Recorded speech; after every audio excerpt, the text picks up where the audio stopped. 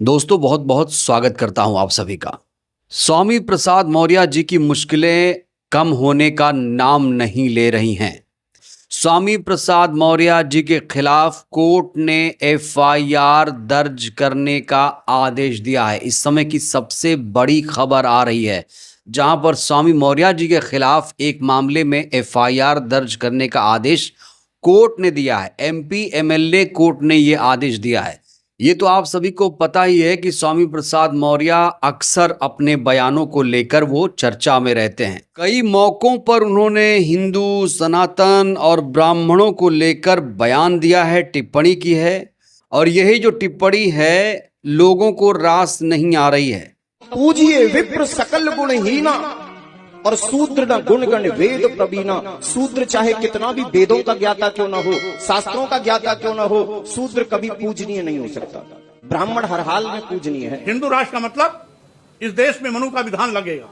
जब मनु का विधान लगेगा तो यहां पर फिर इस अनुसूचित जाति, अनुसूचित जनजाति पिछड़ों को शूद्र के रूप में प्रताड़ित किया जाएगा। बीते दिनों स्वामी प्रसाद मौर्य पर रायबरेली में हमला भी हुआ था, याद होगा आपको।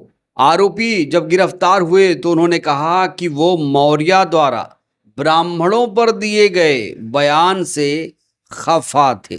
आरोपी का नाम रोहित द्विवेदी बताया जा रहा है और रोहित द्विवेदी ने कहा था कि भाई मौर्य को हम इसलिए मारना चाहते थे क्योंकि मौर्य ने सनातन धर्म का अपमान किया है, सनातन धर्म का मजाक उड़ाया है, इसलिए हम स्वामी मौर्य को सबक सिखाने आए थे।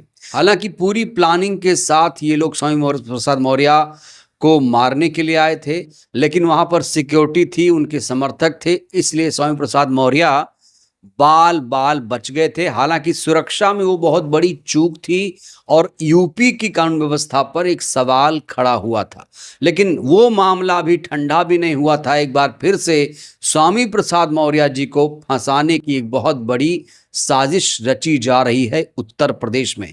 दोस्तों इस हेडलाइन को सबसे पहले आप देखिए, ये हेडलाइन सबसे पहले आप देखिए। मैं वो वीडियो आपको दिखाऊंगा कि स्वामी जी ने क्या बयान दिया था, लेकिन सबसे पहले आप ये हेडलाइन देखिए। स्वामी प्रसाद मौर्य की बड़ी मुश्किलें, कोर्ट ने दिए एफआईआर के आदेश। ये जो पूरा मामला है साल 2023 का बताया जा रहा है। स्वामी प्रसाद मौर्य पर आरोप है कि उन्होंने रामचरितमानस और तुलसीदास पर टिप्पणी की थी। हालांकि अखबारों में, चैनल में कहा जा रहा कि ये विवादित टिप्पणी थी। अखबारों ने इसे प्रूफ किया, चैनलों ने इस पर चर्चा करते हुए स्वामी प्रसाद मौर्य के बयानों को विवादित बता दिया था। विवादित, यहां देखिए आप। इसीलिए अब उनके खिलाफ एफआईआर दर्ज करने का आदेश दे दिया गया है। ये जो पूरा मामला है जनवरी 2023 का है, और जनवरी 2023 वो दौर है जो स्वामी प्रसाद मौर्य समाजवादी पार्टी के राष्ट्रीय महासचिव हुआ करते थे।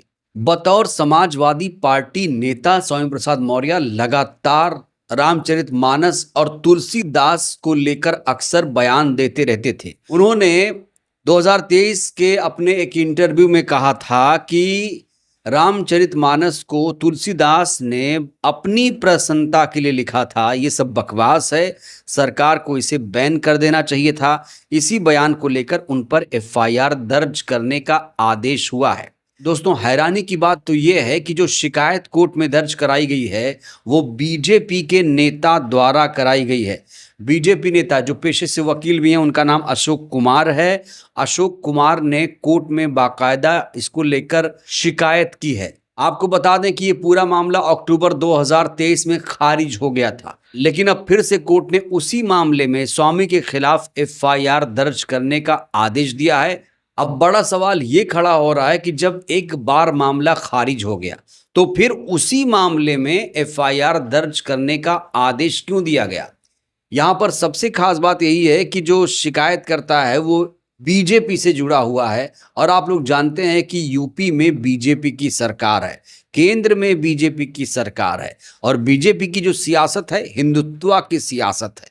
जब भी रामचरितमानस पर कोई बोलेगा, जब भी कोई तुलसीदास पर बोलेगा, तो बीजेपी उसे डिफेंड करने आएगी, क्योंकि सवर्णों का एक बड़ा वोट बैंक बीजेपी को मिलता है और इसीलिए बीजेपी के तमाम नेता जो हैं वो हिंदू राष्ट्र की भी बात करते हैं। हिंदू राष्ट्र की बात करना असंवैधानिक है, ये लोग समझ नहीं पा रहे हैं। हमारा देश संविधान से चल रहा है, लेकिन कई लोग ऐसे हैं देश में जो मनुस्मृति से इस देश को चलाना चाहते हैं, जो कभी संभव नहीं है।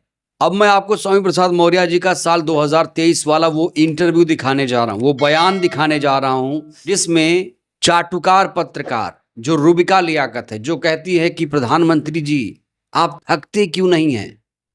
सच बताइए, why don't you get tired? आप थकते क्यों नहीं हैं?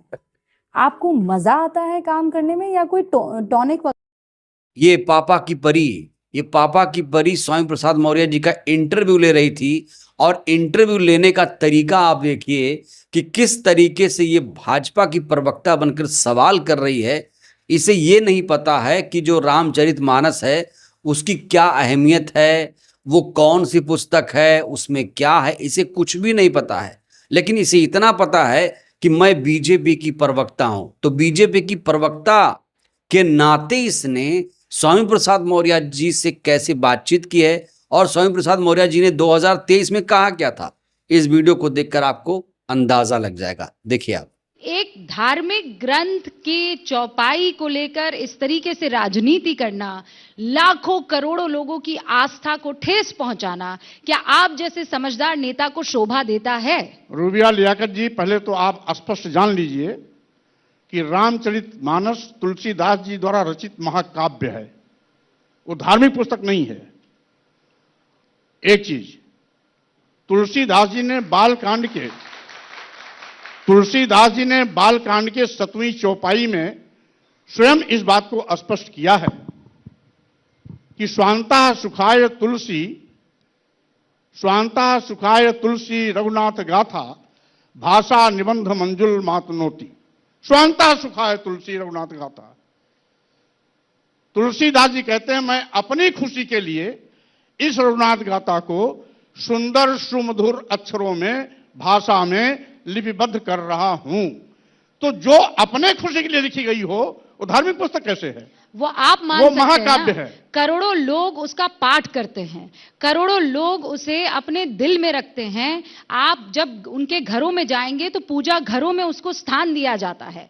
आप भले ही माने कि एक शख्स नाम जिसका तुलसी उसने लिख दिया अपने काव्य को, लेकिन आप दूसरों की भावना को देखेंगे कि नहीं देखेंगे? मैं लोगों की भावना का बहुत सम्मान करता हूं, लेकिन 97% इस देश की महिलाएं, आदिवासी, दलित और पिछड़े, क्या इनकी भावनाएं नहीं है?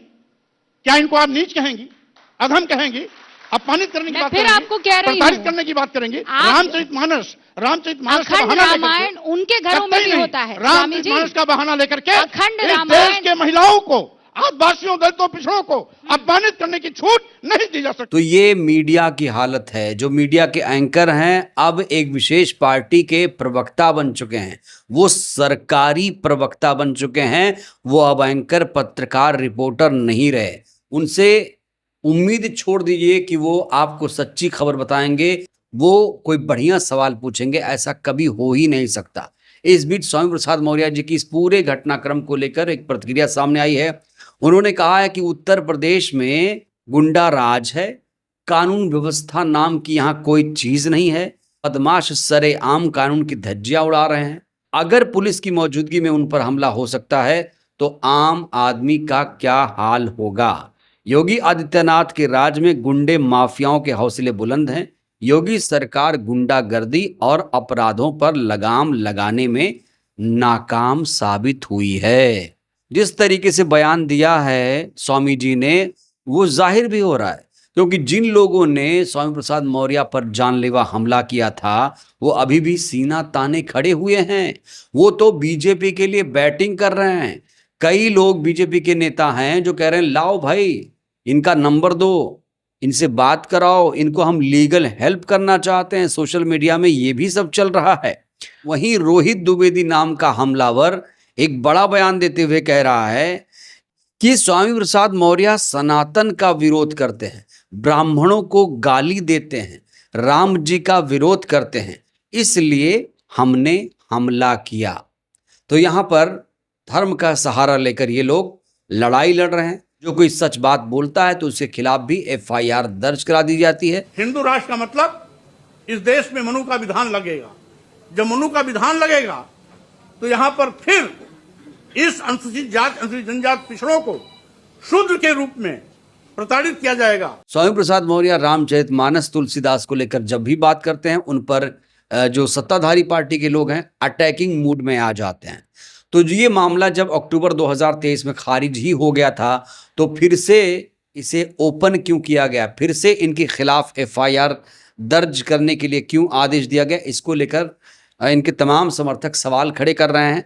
ये जो केस है 156(3) के तहत इनके मुकदमा दर्ज किया जाएगा। कहा जा रहा है कि अब इससे स्वामी जी की जो मुश्किलें हैं बढ़ेंगी।